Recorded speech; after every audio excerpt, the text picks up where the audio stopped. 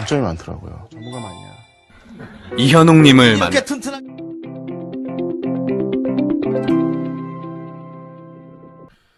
반갑습니다. 국민건축가 이현우입니다. 오늘은 새로운 코너죠. 그 땅콩주택, 협소주택이라고 그러죠. 협소주택인데 협소주택보다는 땅콩주택이 나은 것 같아요. 그래서 작은 단독주택이죠. 그 도심지에 이제 거꾸로죠. 은퇴 후 살고 싶은 전원주택은 이제 넓은 한층 단층이 많은데 도심 속의 땅콩주택을 그러니까 도심 속의 단독주택은 어쩔 수가 없어요. 좁고 높게 올라갈 수가 없습니다. 그래서 사진을 보시 일본에도 많죠. 일본에 보면 그 땅콩주택이 많은데 사진처럼 앞뒤가 길죠. 앞뒤가 깁니다. 앞뒤가 긴 이런 전형적인 거죠. 땅콩주택의 모습은 이게 이제 두 개가 있냐는 땅콩주택이잖아요. 두 개가 있냐? 세 개가 있으면 완두콩집 이런 거잖아요. 그래서 오사카의 오사카 사람들은 오사카 도시에 이제 일본이죠. 일본은 땅콩주택을 어떻게 짓는지 40평짜리 집입니다. 생각보다 넓어 보이죠? 생각보다 이거 너무 좀 작은 거 아닌가? 그렇게 생각하지만 사실은 층수를 더하면 이게 이제 3층이거든요. 사실은 중간에 중층도 있어요. 중층도 있어가지고 어떻게 보면 4층입니다. 4층에 40평이 되는 거죠. 꽤 크죠. 왜냐하면 도심지에 갈수록 땅이 비싸지니까 어쩔 수 없이 컴팩트하게 들어갈 수밖에 없습니다. 그래서 보시면 이게 앞면이에요. 앞면. 그래서 1층, 2층, 3층, 4층인 거죠. 그래서 땅 모양이 이렇게 생겼어요. 그지같이 생겼죠. 그지같이. 그 이제 평면도 제가 이제 보여드릴 건데 어쨌든 이렇게 플랫 이렇게 반듯하게 뭐 이렇게 튀어나오고 이런 여유가 없죠. 그럴 수밖에 없죠. 뭐 처마도 낼 수가 없습니다. 왜냐하면 대지 경계선에 다 걸려요. 그러니까 처마를 낼 수가 없는 거죠. 은퇴 후 살고 싶은 전원주택하고 완전히 정 반대의 컨셉으로 갈 수밖에 없습니다. 왜냐하면 땅이 좋기 때문에 땅이 이렇게 생긴 거잖아요. 근데 이거를 처마로 이렇게 내는 순간 어떻게 되죠? 남의 땅으로 넘어갑니다. 그 다음에 이게 좁고 높기 때문에 이 처마가 카바가 한계가 있어요. 그래서 의미가 없습니다. 그래서 최대한 오염에 강한 외장재는 이제 여기 같은 경우는 이제 요건 배면입니다. 배면인데 아연도 강판, 골강판으로 한 거고요. 이쪽 면은 정면인데 이 부분만 나무를 붙인 겁니다. 이거는 4층 건물인데 중목구조예요. 일본은 전형적인 중목구조입니다. 단면도 한번 볼게요. 보시면 일로 진입을 해요. 일로 진입을 해서 한층, 그 다음에 한층 이렇게 2층 이렇게 3층. 요거는 중층입니다. 여기서 들어오자마자 이 공간이 꽤 높아요. 공간이 높은 거실을 만든 거죠. 거실 겸 작업실 겸 어떻게 보면 이 부분은 이 집은 이제 도자기 공예가예요. 그래서 이런 공간들이 있는 거죠. 그래서 여기는 작업실 겸 갤러리, 전시관 뭐 이런 그러니까 일하면서 사는 집입니다. 일하면서 사는 집이죠. 그래서 아주 일하면서 사는 집입니다. 그래서 도심에 있으니까 직장 플러스 근무하면서 살 수 있는 집인 거죠. 1층을 보시죠. 1층 도면 먼저 설명할게요. 1층을 보시면 땅이 이렇게 생겼어요. 이렇게 차가 좀 잘리는데 여기가 길이에요. 길이 여기고 길이 이쪽에 있습니다. 길이 이쪽이고 아까 사진을 보듯이 이렇게 차 한 대 겨우 들어가는 거죠. 차 한 대 겨우 들어가고 안에 그나마 넓어져요. 그래서 건물 폭은 3.5m입니다. 3.5m에 길이만 엄청 길어요. 길이만 12.65예요. 12.65. 그래서 5.8m에 아까 그 공간을 보셨죠? 층고가 높은 5.8m에 전시 공간이 있는 거죠. 전시 공간이 있고 그 다음에 화장실이 있는 거죠. 뭐 손님용 화장실이든 작업할 때 쓰는 1층에 이제 화장실 변기만 있는 변기랑 세면 이제 얘네들은 변기랑 손 씻는 정도 있는 거고 그 다음에 창고가 있고 그 다음에 여기 이제 구워야 되니까 가마 가마가 있는 거죠. 가마가 있는 1층은 전형적인 작업실이에요.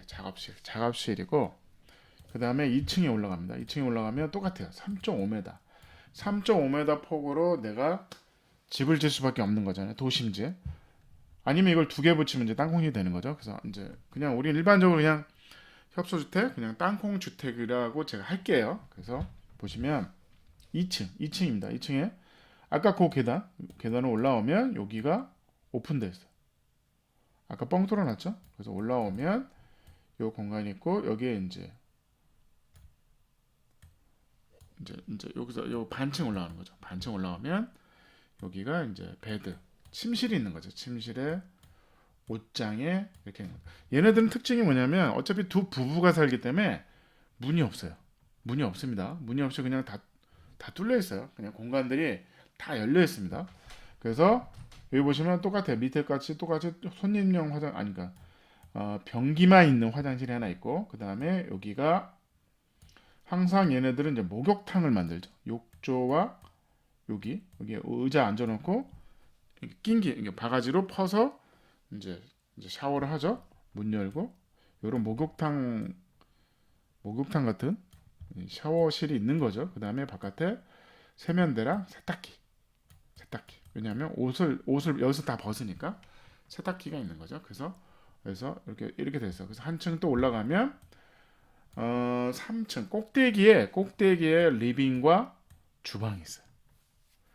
음식 들고 장난 아니죠. 올라가는 거죠. 그래서 아무래도 이제 작업실이 주다 보니까 단면을 다시 볼게요. 단면을 다시 보시면 여기는 이제 작업실.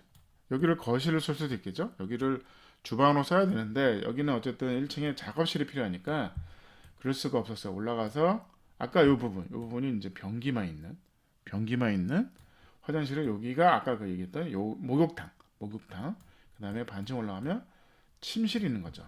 그 다음에 어떻게 보면 여기서는 프라이빗한 거죠. 그 다음에 여기로 다시 올라가면 반층 올라가고 요건 책상, 공부방 같은 거죠. 올라가면 여기가 주방이고 다락 같은 거실이 있는 겁니다. 그래서 특이하죠. 그래서 한국 정서로는 좀 안 맞죠.